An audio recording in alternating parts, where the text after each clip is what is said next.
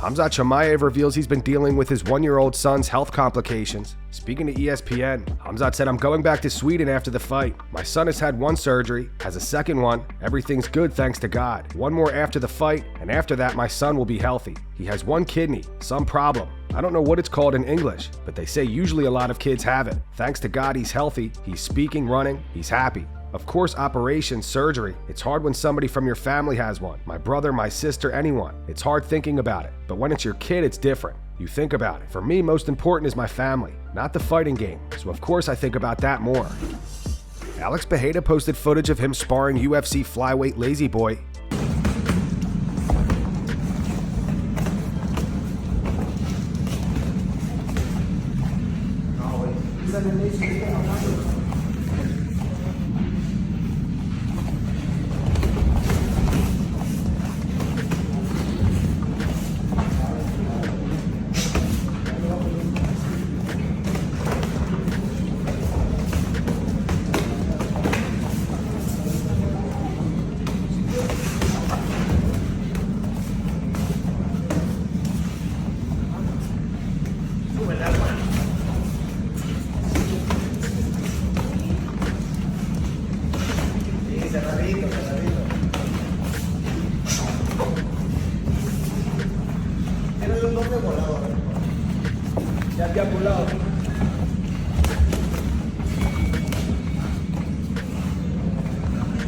Para arriba, 2 o 3, así. Buena. Quanto falta, professor? 30 segundos. 30. Dale, Lexi. Oh, buena. Ya 3, abajo, abajo, arriba. Ya 3, abajo, abajo, arriba. Abajo, abajo, arriba. Ahí está. Otra vez, abajo, abajo, arriba.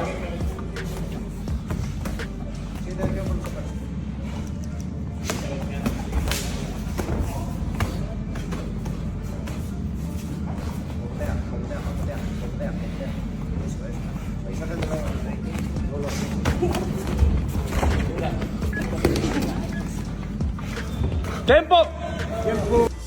Belal Muhammad responds to Ilia Topuria saying that he wants to become a 3-division champion. Belal says that Ilia has Napoleon syndrome. Speaking to MMAfighting.com, Belal said, "I think that dude's got Napoleon syndrome or something. Short guys always act like they're tough. Literally, I think he started coming at me because somebody asked me about why he's coming at Islam. I said, bro, he needs to focus on Max Holloway, who's in front of him. And you don't want to disrespect the guys from Dagestan because they see you in person, they're going to slap you. They don't take that stuff. They don't play the trash talk game. It's real life to them. I think he took offense to it. He's at that mode where I think he's trying to find himself and he's trying to show the fans that he's a trash talker and he's this bad guy. He's not really good at trash talking. When it comes to me, it's laughable because he's basically copying words off memes. At the end of the day, we're not going to fight in the cage, so why are you even giving me those words? You're trying to talk tough because you know nothing's really going to come of it. He can say I want to go up to 170 and be a triple champ after this, but you know you're not. I don't even think he's going to get past Holloway. I think he's going to lose this fight, and then we don't even have to hear his freaking mouse voice. I'm rooting for Max, but I think skill-wise, Max will beat him. I think Topuria goes out there and pushes these guys forward, and a lot of the guys he's fought were shorter. Max is a taller boxer. He hasn't fought somebody like him. We know how good Max's chin is. I think he's going to realize when it gets to the 3rd, 4th, and 5th round, and Max is still there, still in front of him. We saw him get a little bit tired in the Josh Emmett fight. I think it's going to get worse in this fight because Max is high volume. He showed last fight, he's working on his power. I think Max will put his lights out. On the Pound for Pound podcast, Rampage Jackson said out of all of the fighters he lost to, he'd want to avenge his loss to Jon Jones. Rampage fought Jon back in 2011 and lost via rear naked choke in the 4th round. Who would I rather fight? Okay, if I'm going to be 100% honest, which I like to be, I fought Vanderlei 4 times, and I owe him a 5th fight because we had, what you call it, rubber match. Rubber match, yeah. Right? We both 2-2, but I still want to get Jon Jones back, because I think Jon Jones is the best fighter in the world. And when I fought him, I didn't know he was the best fighter in the world.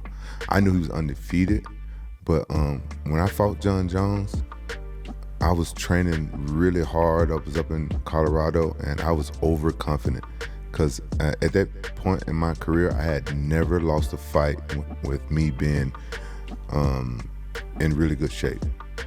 My knee didn't bother me. I was my first time taking supplements. I was in muscle farm facility, right? Denver. I'm blood type B positive, so I do good at high altitude. A lot of people don't know nothing about that, but I went up there early. I was up there training for a long time. I was running 6 and 7 miles every other day and 3 miles. I was running 5 days a week, but I just never did that. I was like in really good shape. I was knocking people out and sparring, tall people, but I didn't have any long guys to do jiu-jitsu with. But I was doing really good, and I was like, "No, this kid ain't gonna beat me." I was overconfident. Right. So I'm thinking now, if I fought him again, like if I'm closer to my prime and stuff now, I think I would take that fight a little bit different. Now I would be more nervous. I would be more cautious. Right. You know what I'm saying? And if I fought him again, if I can like have a time machine, I know what I know now, I'll probably come out in swim goggles too. I'll fight him some swim goggles. Joaquin Buckley is frustrated over the fact that most fighters in the welterweight division allegedly will not accept a fight against him. Speaking of inside fighting, Buckley said accept a fight? That's a hard one. I believe the ones that are true fighters and true martial artists who would love to step in the cage with me are JDM is one of them. Damn, that's kind of crazy. When I really start to think about it, Ian Gary probably, Belal Muhammad, that's it, bro. That's it. When you talk about really want to step in the cage with me, I don't think there's a lot of dudes that want to step in there with me. Gilbert don't want to step in there with me. Leon Edwards wouldn't want to step in there with me. Colby Covington wouldn't want to step in there with me. We see Usman didn't want that work. Sean Brady blocked me from Instagram, so he definitely don't want to get that work. There's not a lot of guys that's willing to step in the cage with me. I'll tell you that. Renato Moicano discusses the backlash he received after a post he made on X regarding Francis Ngannou. When Francis shot for a takedown on Renan Fajeda, Renato posted this. He wrote, "WTF, don't be a Ngannou." On the Show Me the Money podcast, Renato clarifies that it was a joke. Tell us what happened. No, what happened was, I was trying to make a joke, my brother, because I shoot for takedowns on the first second every fight. Brother, I'm not gonna strike against a striker anymore. And then when Francis shoot, I say, what the don't be a my brother. And then people went crazy.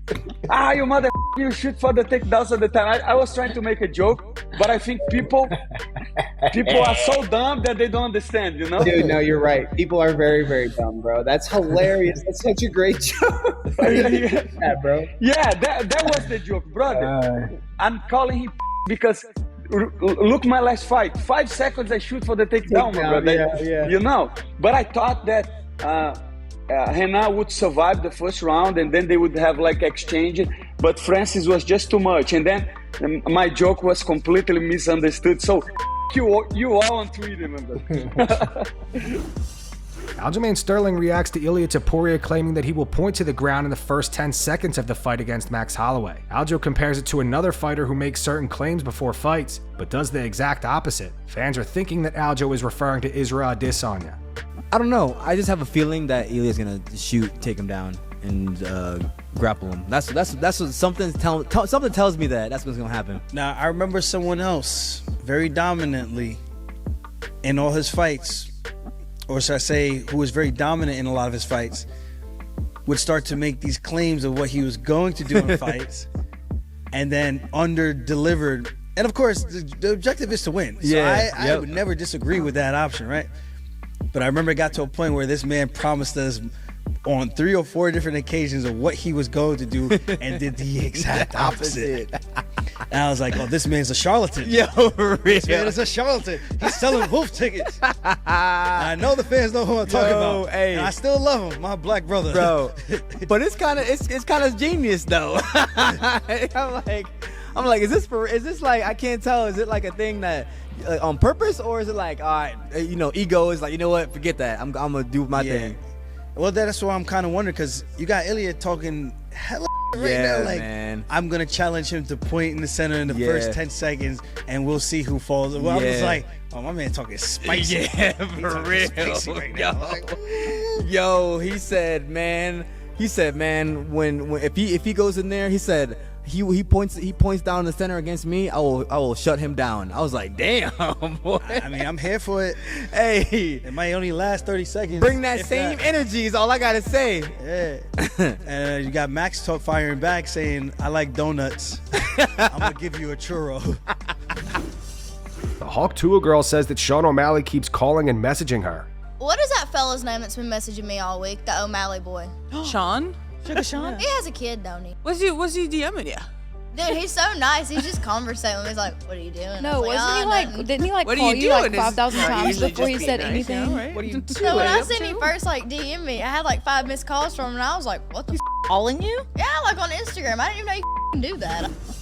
Dana White doubles down on the fact that Francis Ngannou would have made more money if he re-signed with the UFC. Dana had some harsh words for Francis and says that he's all about the money. Dana also says that he does plan on trying to get the winner of Jon Jones versus Stipe Miocic to fight Tom Aspinall, despite both of them saying that they will retire. Listen, man, I think that I'm going to tell you what I think about what Francis is all about the money. Francis left because he knew that if he fought Jon Jones and didn't win, it would hurt his chances of making the money that he wanted to make. But realistically, his deal was bigger here. His deal was bigger here if he stayed in the UFC. I think I've told this story a million times. They can deny it all they want. Why the I lie? What do I care? It doesn't matter to me one way or the other.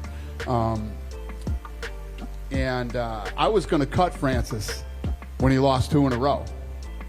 I was going to cut him. That was after the Derek Lewis. Yeah. Somebody around here begged me not to do it.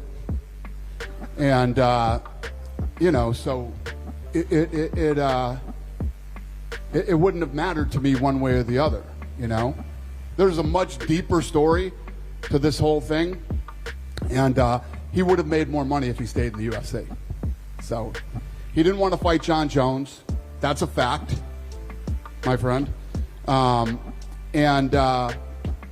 We're moving on. Obviously, everybody loves Tom Aspinall and wants to see Jones and Aspinall or Stipe and Aspinall.